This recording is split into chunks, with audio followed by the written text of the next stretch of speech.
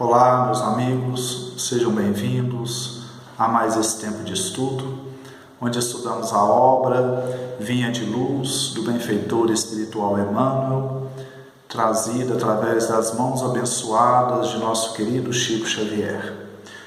Hoje nós estamos no capítulo 6, cujo título é Multidões. Vamos ler um trecho e vamos refletindo o que Emmanuel tem para nos dizer. Tenho compaixão da multidão. Jesus fala de Jesus, que está em Marcos, no capítulo 8, no versículo 2. E aí Emmanuel inicia o seguinte: os espíritos verdadeiramente educados representam em todos os tempos grandes devedores à multidão. Raros homens, no entanto, compreendem esse imperativo das leis espirituais. É interessante essa parte, meus amigos, porque essa passagem, na verdade, quando Jesus fala que tem compaixão da multidão, é um evento onde Jesus estava em um local longe da cidade e havia ali mais ou menos 4.000 pessoas em volta dele. E já tinha muito tempo que eles estavam ali. Então essas pessoas estavam com fome, precisando de se alimentar, com o risco de desmaiar de tanta fraqueza. E Jesus olha para a multidão e diz que tem compaixão dela. E nesse íntere, ele pergunta aos discípulos quanto tem de alimento, pão e peixe, E fala que tinha lá uma quantidade pequena de pães e de peixe, e ele multiplica os pães e alimenta 4.000 pessoas. É interessante essa passagem, porque Emmanuel vem falando que os espíritos de grande porte, como Jesus, eles sabem da responsabilidade que eles têm como líderes perante a multidão. Infelizmente, os nossos líderes hoje da sociedade, muitas vezes não pensam na sociedade, no povo, mas pensam em si mesmos, procurando cada vez mais poder, cada vez mais dinheiro, cada vez mais regalias. E do ponto de vista espiritual, os Espíritos dizem que o líder maior é aquele que mais serve. Se o indivíduo quer ser maior do ponto de vista espiritual, ele tem que ser o maior servidor. E o próprio Jesus disse que ele não veio aqui na terra para ser servido, mas veio para servir. Isso ficou simbolizado muito bem naquela passagem do Evangelho onde Jesus lava os pés dos discípulos. Então a gente percebe que os valores espirituais são outros, diferentes dos valores terrenos. Nos valores aqui na terra, as pessoas têm poder, e quanto mais poder a pessoa tem, mais ela é servida pelos seus súditos. Do ponto de vista espiritual é o contrário. Quanto mais poder moral o ser tem, mais a sua capacidade de servir ao próximo, de fazer com que o outro se eleve também. Então é bonita essa passagem da multiplicação dos pães, quando Jesus fala que tem compaixão pela multidão. Veja bem que Jesus estava curando, estava ali falando para eles o dia inteiro, mas não estavam cansados. Ele estava com amor no coração, querendo ajudar no limite das suas forças aquelas pessoas que estavam ali. E aí Emmanuel continua, meus amigos. Ele fala que hoje em dia os líderes exploram as paixões e a ignorância do povo e costumam roubar a oportunidade do progresso. Como assim explora as paixões e a ignorância? Já perceberam como que o mercado ganha muito dinheiro com os vícios? Seja qual vício for, as pessoas chafurdando-se nesse lamaçal do vício, acabando com a própria vida e com a vida de suas famílias, e tem pessoas se enriquecendo com isso, se enriquecendo através da escravidão dos outros e se tornando verdadeiros líderes na sociedade e propagando essa ideologia materialista e consumista como a melhor ideologia de vida que o indivíduo pode ter.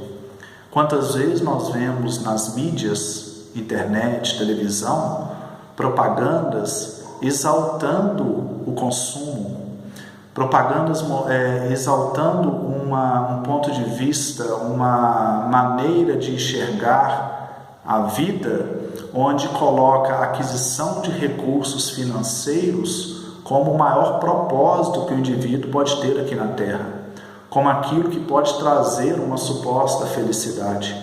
E parece que não, mas muitas pessoas acabam sendo levadas inconscientemente por essa trajetória, por esses paradigmas de vida, e não percebem que a maior realização que um ser humano pode ter não tem a ver necessariamente com as posses, com o poder, mas tem a ver com as aquisições internas de sentimentos e de conhecimento que o indivíduo pode ter. Os maiores líderes reais dos seres humanos são aqueles que promovem o progresso da ciência, o progresso da arte, o progresso das religiões. São aqueles que fazem com que o ser humano evolua na sua concepção de vida, evolua na sua mentalidade, nos seus sentimentos. Então são os cientistas que dedicam a vida nos laboratórios, pesquisando para trazer novos conhecimentos. São os líderes religiosos de todas as religiões sérios, não aqueles que estão ali para ganhar dinheiro, mas aqueles que estão ali realmente para pregar e espalhar a mensagem de espiritualidade aos corações. Esses são líderes reais. São aqueles que também estão nas praças, limpando as ruas, permitindo que as pessoas transitem dentro de uma higiene na sua cidade e que muitas vezes ninguém percebe porque estão trabalhando de madrugada. São aqueles que estão construindo os prédios, as casas, são aqueles que estão na roça plantando para trazer o que temos de alimento, trazer algo para alimentar o nosso corpo físico. Então, os verdadeiros líderes, do ponto de vista espiritual, do ponto de vista humano, são aqueles que mais servem à sociedade. Infelizmente, os valores estão invertidos. Percebemos hoje a valorização de grandes pessoas que servem muito pouco e a desvalorização de muita gente que serve muito. Várias categorias profissionais estão nessa. Pessoas dando sangue ali para educar, para curar, mas não são valorizadas essas categorias, não como algumas categorias e outros campos, muitas vezes do entretenimento, onde são colocados como verdadeiros deuses, mas não são aqueles que ajudam mais a sociedade. Então é uma reflexão interessante, meus amigos. E Emmanuel continua, muitos líderes traçam leis para que ela pague à sociedade os impostos mais pesados. É interessante isso, Muito real, E depois ele continua. Acima de todas as possibilidades humanas, entretanto, a multidão dispõe do amigo divino. Jesus prossegue trabalhando. Linda essa passagem. Por quê? Porque Jesus até hoje trabalha por nós. Há 2000 anos ele encarnou aqui para dar o exemplo que todos nós podemos vivenciar a mensagem de Deus, porque ele vivenciou. Então ele sofreu todas as dores que nós sofremos, ele passou por todas as dificuldades que uma vida terrena na matéria pode passar, para dar o exemplo. Mas agora que ele já voltou para o plano espiritual, para aquilo que nós chamamos as esferas crísticas, ele não deixa de trabalhar por nós. Ele continua presente. Um dia um nobre irmão me perguntou: Rosélio, que dia será que Jesus vai voltar? E eu coloquei para ele a minha opinião. Eu disse: para mim Jesus nunca foi. Jesus permanece conosco, só que agora em espírito. Ele veio até nós fisicamente, agora ele espera que nós possamos ir até ele. Nós possamos nos abrir para ele, abrir o nosso coração para a energia do Cristo. Então eu considero que Jesus continua conosco espiritualmente, envolvendo a todos nós como governador do planeta que Ele é. A sua aura está em nós. Paulo de Tarso dizia que o Cristo vivia nele. O Cristo vive em nós. Nós somos aqueles pupilos, discípulos, procuramos nos esforçar. Somos meio que filhos espirituais de Jesus. É lógico que sabemos que todos somos irmãos, porque somos filhos do mesmo Pai que é Deus. Mas Jesus é como se fosse o filho mais velho, como se fosse aquele irmão mais velho nosso, que exerce uma função de pai, porque é o maior representante do Pai que desceu aqui. Então ele continua trabalhando nas esferas espirituais.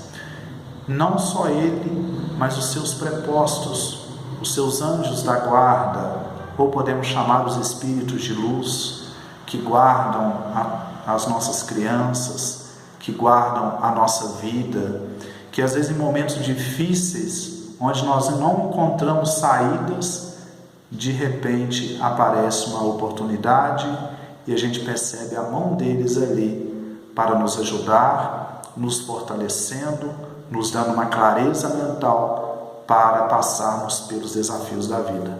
Então Jesus prossegue trabalhando, ele continua vivo, ele continua atuante, só que agora ele espera que nós façamos a nossa parte.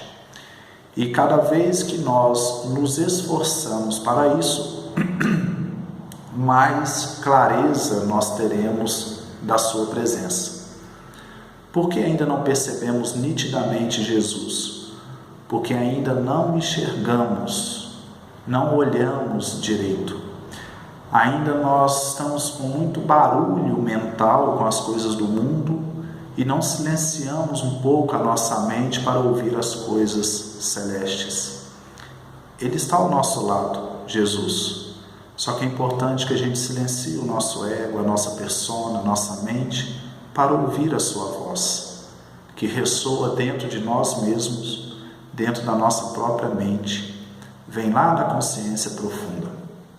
E aí Emmanuel, meus amigos, ele finaliza: o Senhor observa o que fazes, não roubes o pão da vida, procura multiplicá-lo.